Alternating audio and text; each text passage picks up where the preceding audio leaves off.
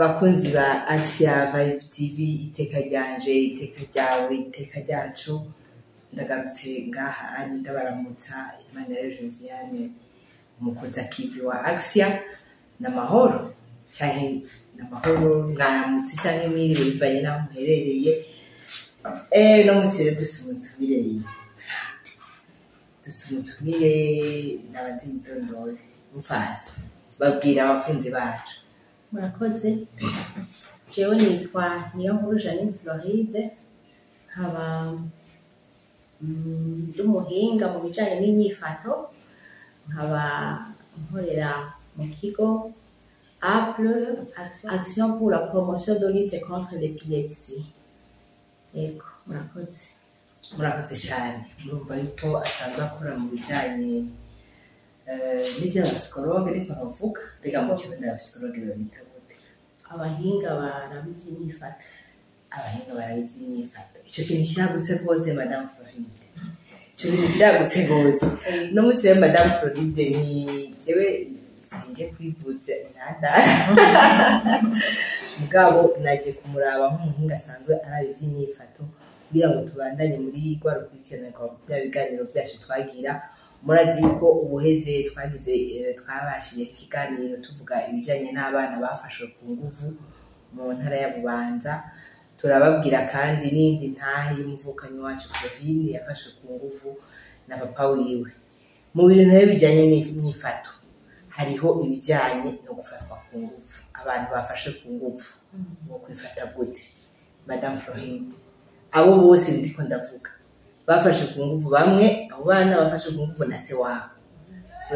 Florine yafashe ku nguvu na papa wiwe. Ivyo bintu mwumva mwobidusigurira kwiki mu nyifato y'abantu tuzi ko bitanabaho? Yego, mu bisanzwe tuvuga ko bitabaho ariko by'ukuri birabaho. Mbese nkeka nk'uwofata nk'amajimera agashira muri aya mazu, mu mazu y'abantu, yosanga bibaho cyane, bibaho rwose. Ahubwo ikintu novuga ki étrange n'uwo bibayeko ntiyubahuka kubivuga. Ico kibabaje rero Cyane ugasanga hariho uwo bibayeko ataravyiteze,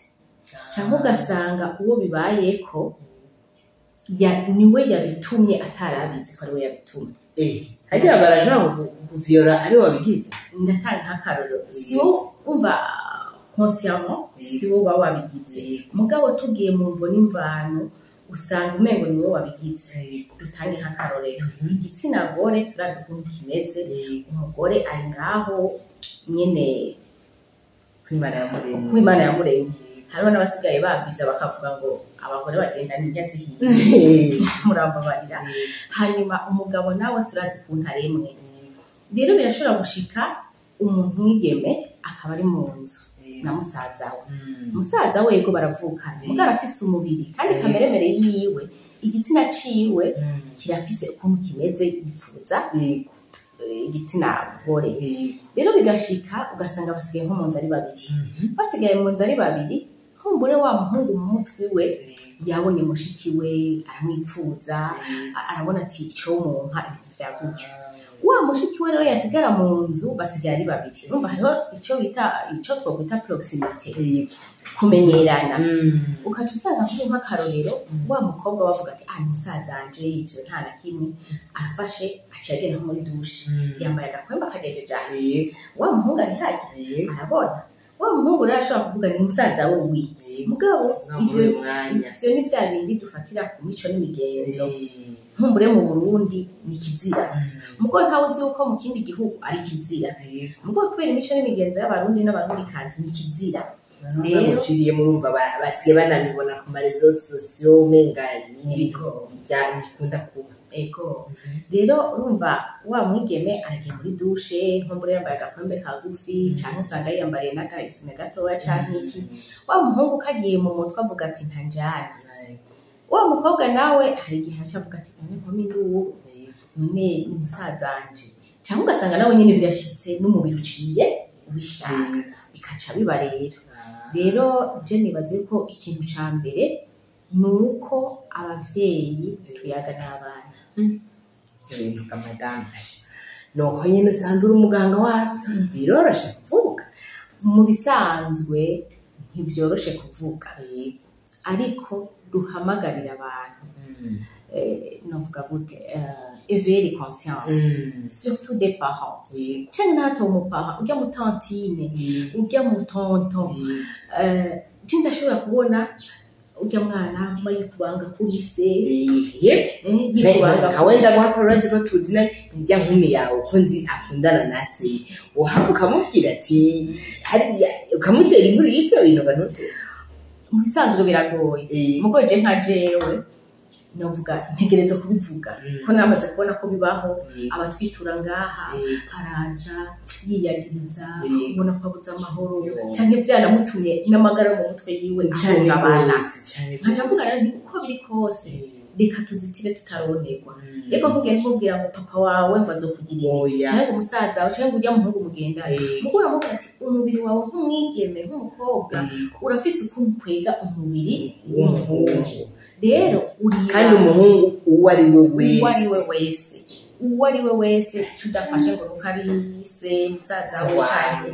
cyangwa ni kw'imibiri yacu yemwe aha twe gusa tugira amahirwe kubera imico n'imigenzo y'abarundi n'abarundi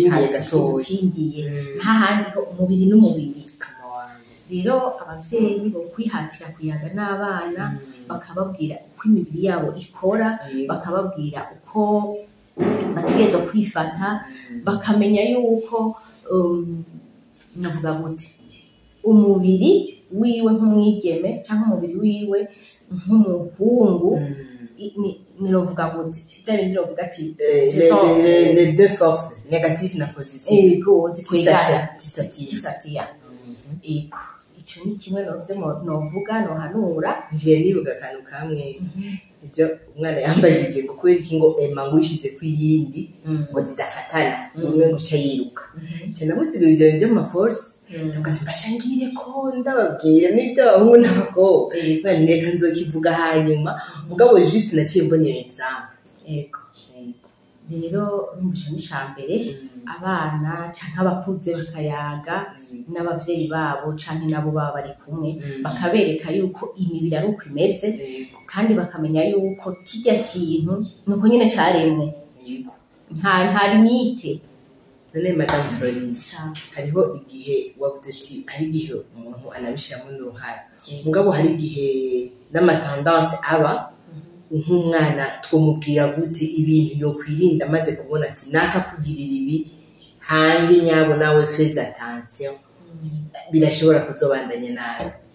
ivyo nyene ni bya bindi bigaruka muri shaki yago bigaruka muri shaki yago hanyuma umwana ukanamubwira uti nivyashika naho ubahuka ubivuge kuko ni wabivuga mu mutima wawe uzoruhuka iruhande yaho nimba ari yamabi twovuga afatiye ku bitsina nayo nyene uri kurayakinga canke nawe wenyene uri kurikingira umva iruhande yuko urumva aratangura akamukubita nko ku bisusu akibaza ngo nibisanzwe amusoma mubonye yambi canke akamuzanira agakado igishokora gutyo umva bariko amwiyegereza rero niho tuca duhamagarira babavyeyi nyene kumva tubwira babavyeyi canke uwo muntu akuze ari kumwe n'uwo mwana responsable ko ahamagariye ujya mwana kumwereka ati niwabona ibi na biriya uzugende urashishotse uzugende neza si ukuvuga ngo bose baba bahamakada cyangwa baba bashirika cyangwa bababona ngo nibyo baba bagamije mugabo no kuvuga umwana kumutegura hakiri kare kumutegura hakiri kare yuko icyo kintu kibaho akagihunga bishitse ntakakigwamo yubahe kukivuga abivuge kare kandi abivuge kare hanyuma ikindi naco gikunda kugora abo byashikiye kandi ari naco gituma kenshi noneho aca usanga mu mutwe amagara yiwe ashobora guhungabana nuko aca kuma yita ku mwikomo akamengo yaramenje akimaramare akamengo yazo no kwiyahura sesa akamengo ni gicibwa rero ico tuca dufasha no kumuyagisha ibintu byarabaye uracafise iteka naho byabaye uracari wa wundi yego haravuye ko akantu n'iteka ryawe biracahari duce tubishira nko mu mugwi w'igisita niko twovyita no kuvuga bishobora gukosorwa bikosorwa gute bikosorwa muri kwa kuyaga ukamwereka yuko byabaye mugabo yumve ko akiri fise ubuzima bubandanya ntiyamenje ntiyagotse ego byarabaye ni bibi si byiza se bahaje mugabo uko biri kose aracyafise iteka ryiwe ibyabaye byarabaye novuga ati ntawe ubihanagura ko ntibihanagurika mugabo yumve ko akiri wa abirengere ajabuke aho twavuze ku mwana ikibano nashoboye twobwira gute ko burya umuntu agirwa n'abandi umuntu ababana n'abandi kandi iyo uko kumva yihebuye kenshi hari igihe bivana n'ibyo yumviye none ikibano ari mama wiwe arabo bavukana canke ababanyi nabo bo kwifata gute muri icyo gihe ibintu vyabaye igihe natangura numvise ko navuze ati uwoshira amakamera mu mihana yosanga ari byinshi cyane ni ukuri birabaho kuko twavuze ko bivana na kamere mbere k'umuhungu aremwe cyangwa k'umukobwa aremwe muri we rero ikibano icyo tugihamagarira ni ukubona yuko ibyo bintu byabaye si ugukokeza si ugukokeza ingwano ngo yo wa mukobwa aryamana na se wa mukobwa aryamana na musaza we ni ukumva yuko ibyo bintu byabaye ari adekohaje ari bibi mugabo bakaguma bakareka kwitiranya umuntu n'ibyabaye ntibabimwambike nka etikete ego ntibabimushire ko nk'ibara hari ibyabaye kandi bibi bibishe mugabo wa muntu aracafise iteka aracari wa wundi batandukanye kibi cabaye n'umuntu kandi babone yuko urya byashikiye uyu byashikiye n'uwundi byomushikira n'uwundi byarigeze kumushikira n'uwundi bizomushikira nawe wamubaniwe nawe birashobora kugushikira none ko bishobora gushikira uwo ari we wese kubera ko umutunga agatoke ukamwitiranya na za ngorane zabaye aho kumushyigikira kumwankuhaja kumubwira ati byarabaye nivyo birababaje ariko uracafise ubuntu uracari wa wundi uracafise iteka ryawe nimba ari umwigeme Imana iracagukunda uzoshika mu bigero ugira urugo rwawe nawe wubahwe ntuce wihebura umengo urapfundira igicibwa ico kintu kirakomeye cyane ico kintu kirakomeye nibaza yuko two turavuga cyane ko abana b'abakobwa mbika abana b'abahungu bobo kandi bafise abakobwa n'abahungu bobo n'igiko umuntu yobafasha kuko kenshi tuvuze amabi akorerwa amabi afatiye ku gitsina duhagarara rwose ku bakobwa mugabo n'abahungu ubunye bisigaye biba nabo bagafatwa ku nguvu canke bagakubagu mbika abahungu nabo twabafasha iki musanzwe nibaza ko dukunda kuvuga abakobwa kubera twishizemo ko umengo nibo bari trop vulnerable ariko n'abahungu nabo nyene bari vulnerable je ndibuka umumama yaransavye arambwira ati ndashaka kwiyagisha umwana wanje byarananiye ko nkunda mwihaniza ati hariho umukobwa ntunze ati kenshi umwana wanje iyo uwo mukobwa avuye muri dushe uwo mwana acirukanka ngiye kumuraba ngiye kumusiga ngiye kugira ane ati mubwo mu nyuma ndabona ko hariho utundi tuntu two kumukorakora no kugira ane tuba ati je rero byarangoye ukuntu ndamubwira ati ibyo bintu bisubire ni kuvuga yuko n'abahungu nabo nyene iryo hohoterwa rifatiye ku gitsina rirababaho nk'uko tuyagisha umuhungu bamwe umukobwa niko twoyagisha n'umuhungu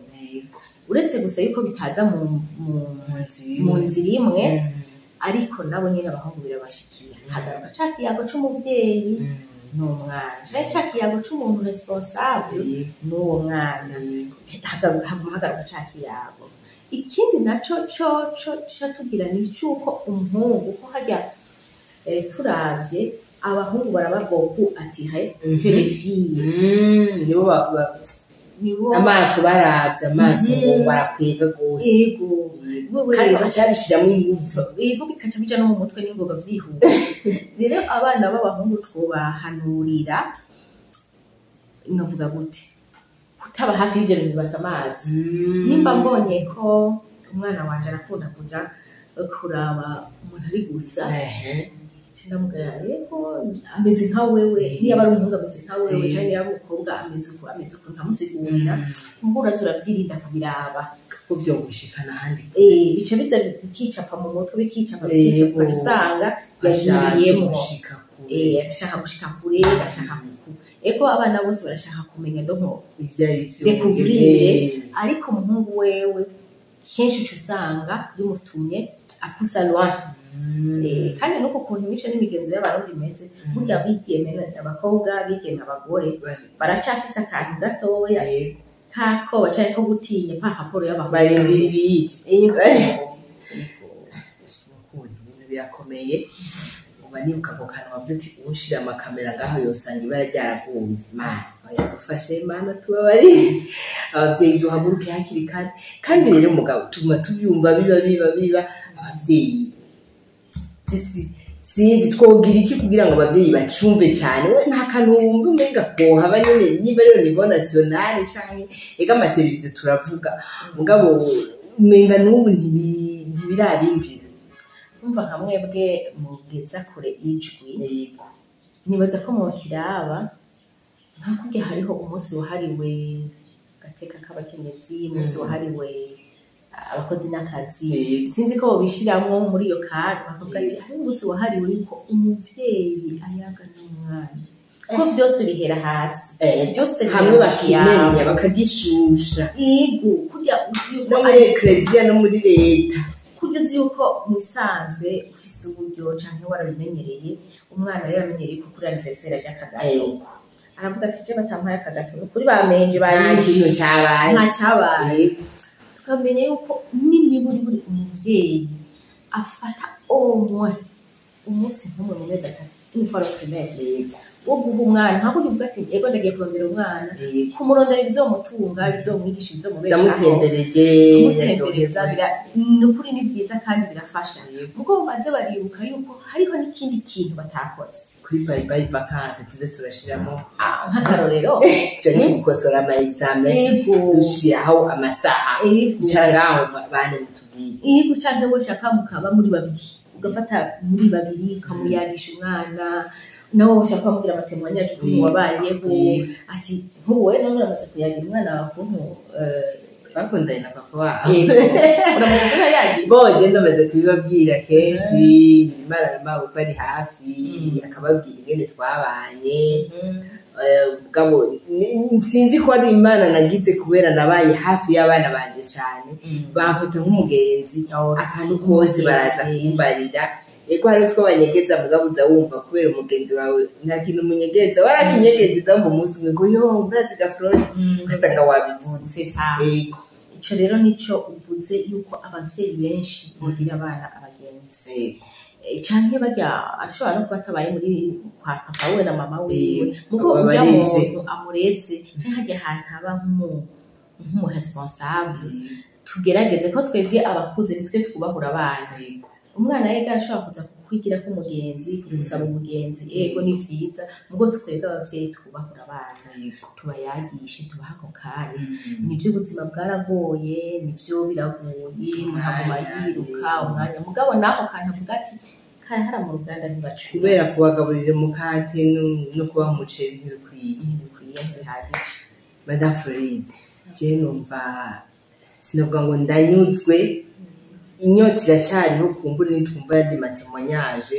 umuntu azobandaniriza kuko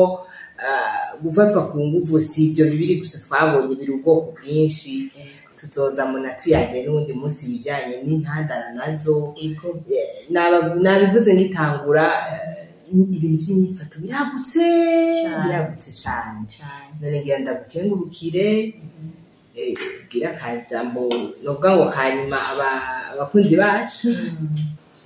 nanje ndabakengurukiye cyane kubera ibi bintu muriko muragira bizofasha abana benshi bizofasha abavyeyi benshi mbese bizofasha n'igihugu kuko burya novuga gute ivyo nivyo biza gusinzikaza amagara yo mu mutwe umuntu rero yo mu mutwe amagara yiwe adatekanye atameze neza yiteza imbere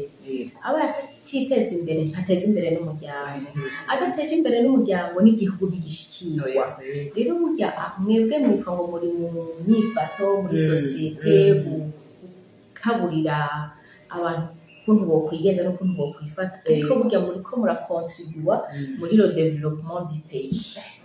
amashuri nivyo muriko murakontribua muri le développement du pays yambona kazoza y'ibihumbi 2040 n'ibihumbi 2050 ego ntidushobora kugishikako mu gihe abenegihugu bafise izo ngorane urumva arafashwe ku nguvu canke arahohotewe kubera igitsina ciwe aravyiyumviriye ko arabonye ko yamenje entourage iramu stigmatije hahandi atatangura kwikumira naho yongeye gusaba akazi acavuga ati yo sinja gusaba akazi bazoca bamvuga ngo wa mukobwa aryamana na se wa mukobwa aryamana na musaza we bitangure kumwafekta mu mutwe umva ntazoba gikoze rero nagira ndahakora nta nyungu azana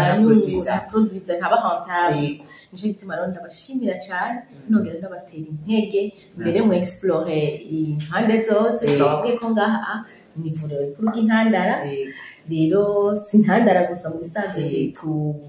dufasha abafite intandara so dufasha gusa turafasha n'abandi bose bafite ivyo bibazo bijanye n'imyifato ibibazo byo mu mutwe ni kuvuga ko turabashimiye kandi karibu cyane bakunzi bacu ndanezerewe cyane tukiyumvira abatumire ntituba tuzi ko tuhakura ibintu bikomeye cyane nk'ibi ntituba tuzi ko tuhava ariko twe tugisha ibiganiro utaha unezerewe utaha wujujwe utaha ubonye ko by'ukuri